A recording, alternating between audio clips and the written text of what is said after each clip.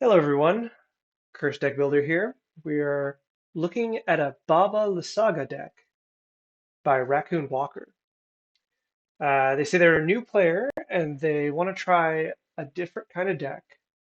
And they started with a list, and I saw this below from a YouTuber, and they've kind of made it their own after this. So they're looking for some feedback and looking for ways to improve it before committing to buy it. So let's take a look and see what we can say. So quickly, Baba Lysaga, Night Witch, 3/3 for 3.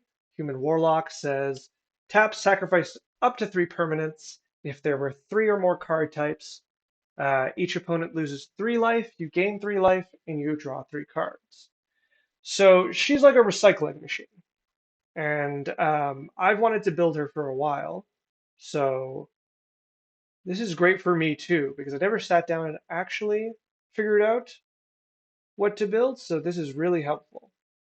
Now, the first thing that comes to mind, which obviously our raccoon knows how to do, is that you want things that count as multiple permanent card types at once.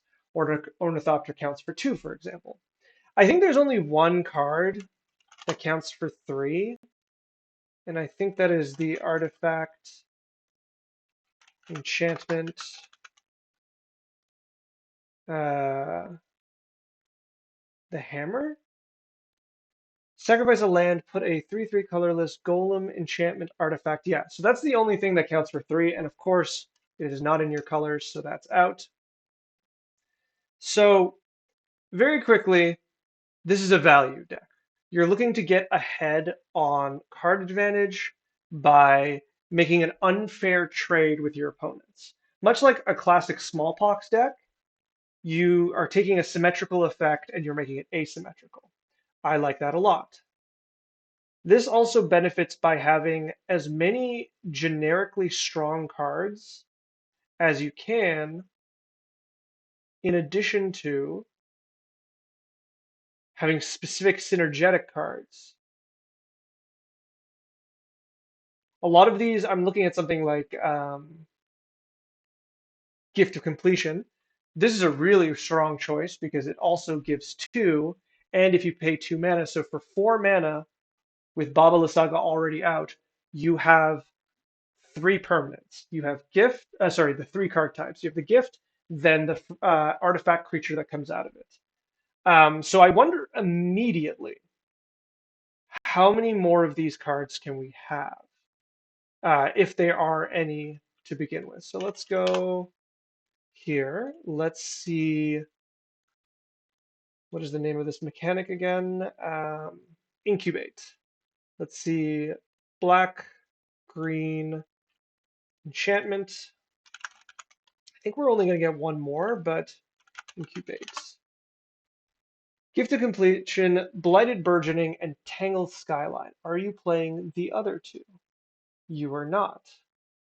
I would heavily consider them because there are 3 cards that represent, this one's 7 mana, which is a bit tough, but 4 mana and 5 mana both represent an um, entire use of Baba Lysaga.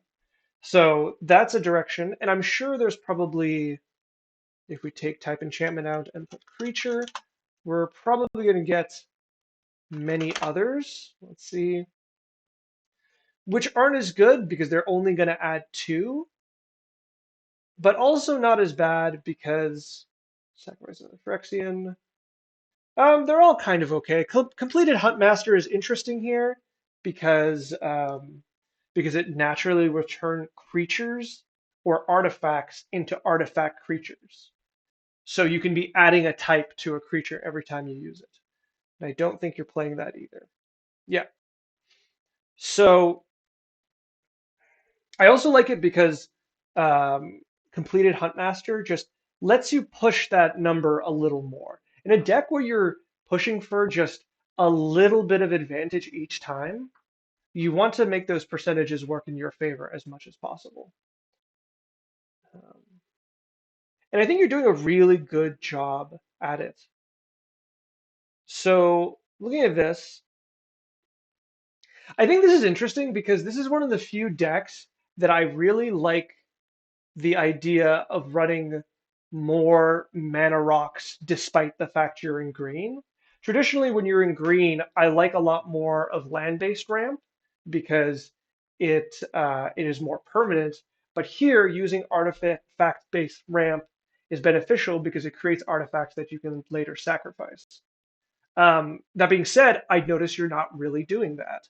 So I think it wouldn't hurt to have one or two. Your mana curve is pretty low and you're drawing a lot, so you don't need that much ramp. Still, having either, I don't think it would hurt to have either the green black talisman, which is resilience, which is cheap, or having Golgari Signet, which is also very cheap. That they're nice backup things that you can later sack when they're not as important.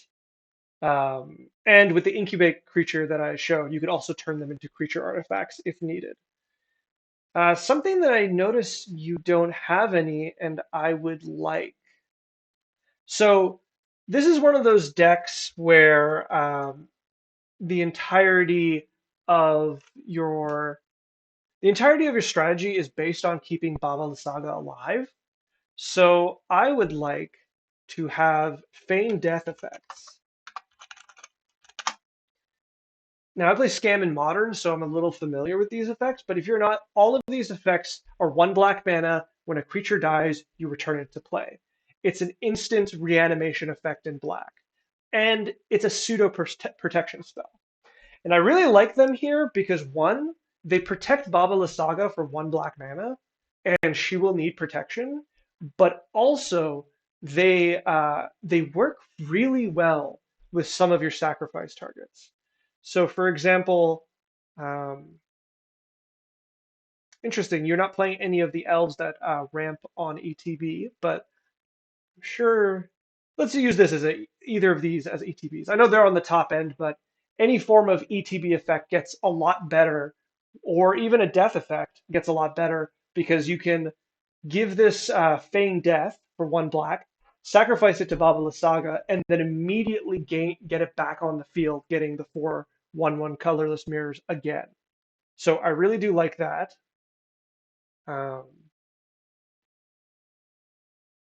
so I would include Feign Death. Um, there's a few others. Unfortunately, in my modern deck, I don't think is close by.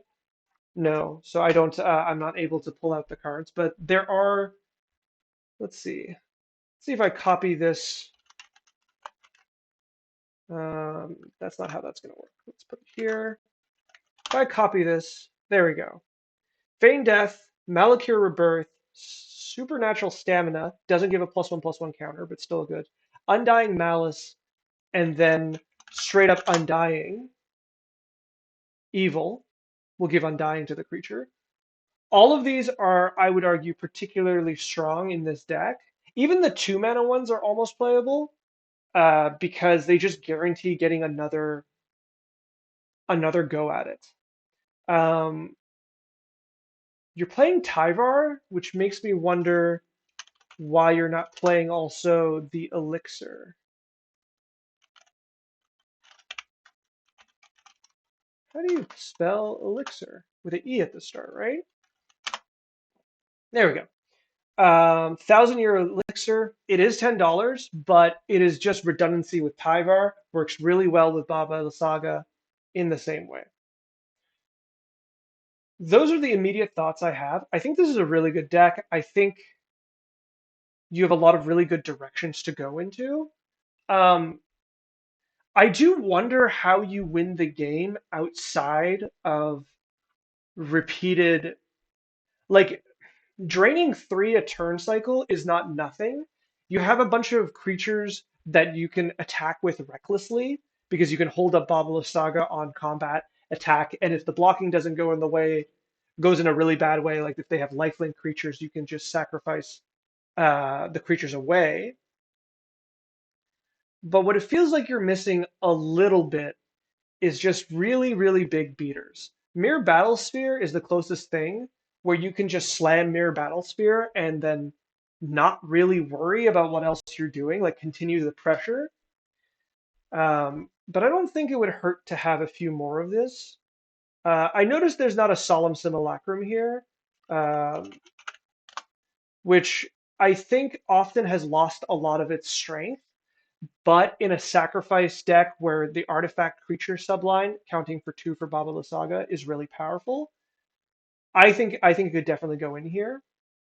Deadly Tempest, Blood in the Snow, feels strange when coupled with Living Death. I think I wouldn't mind if you just went for, well, let's see how much this is at these days. Damnation is $15. Um, it is a bit much. I'm pretty sure there's one that will, each player sacrifices 3. Taste of Death, each player sacrifices 3 creatures, you create 3 food tokens. I think this would be also very good here as opposed to Deadly Tempest. This is really, really close to destroy all creatures. Sacrificing 3 creatures is a lot, and having the 3 food tokens is very relevant for your board. Also, you have creatures that die effects, and choosing which ones die is also very helpful. Um, this is good though. I really like where this is going. I love life and death. I think people really underestimate these cards because they forget that you're just really playing for it. Like I do appreciate that life actually has something you can do here by turning your land into a two card type, but really you want this for death. This is really death is 2 mana reanimate, and if you can play life and death in your deck and you want to play reanimate, you should play this card for sure. So I love its inclusion here. Um, I think that's generally what I'm going to leave it at. I think this is a really strong deck to start with. Like I said, look into a few more of the incubate cards. I think you'll get a lot of mileage out of that, especially if you're going percentage points. Look into the Feign Death cards because I mean it's the closest thing black has mono black or black green has to blink. So turning that gray merchant into repeated blinks because you Feign Death it is incredibly powerful in this deck, and I think that would be your main win condition is to just repeatedly reuse Gray Merchant in one turn cycle. Um, if you can do at least twice, like if you have just Baba Lysaga and Gray Merchant, and you do this twice, that is so that'll be 3 damage across the board for a Gray Merchant. You sacked Baba's Lysaga, that's another 3, and then you reanimate Gray Merchant, that's another 3. Assuming you have no other black pips, which you're actually kind of low on, which is interesting. Um, yeah, Gray Merchant will do 9, like it'll be a 9 damage turn cycle, which will speed you up considerably. I would consider if you can find any more black pips, if you want to run Gray Merchant, which I think you should, I would recommend looking for a few more cards that do kind of the things you want in black pips. Um, I would just look for any black artifact creatures to start with, or black enchantment creatures that work in a way you want, because every single one of those pips is going to increase the damage exponentially. Okay, so I hope this helped. Um, I really like the deck, and I hope you have a lot of luck with it. This was Cursed Deck Builder, and as a reminder, if you want me to look at another deck, or if you want me to look at this deck again another time, I have a nice and clean form in the video description you can fill out, and you can send your deck to me that way. All right, thanks a lot.